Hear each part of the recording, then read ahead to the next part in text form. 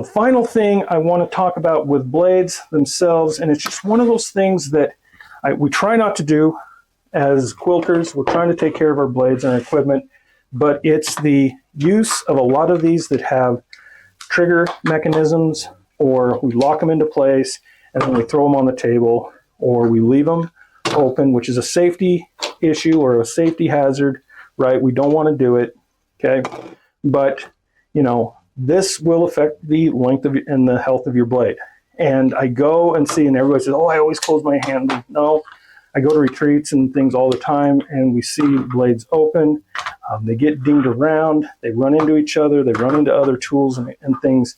That's an important piece that we always want to take care of as well. So always close your handles. That's safety and longevity of your blade.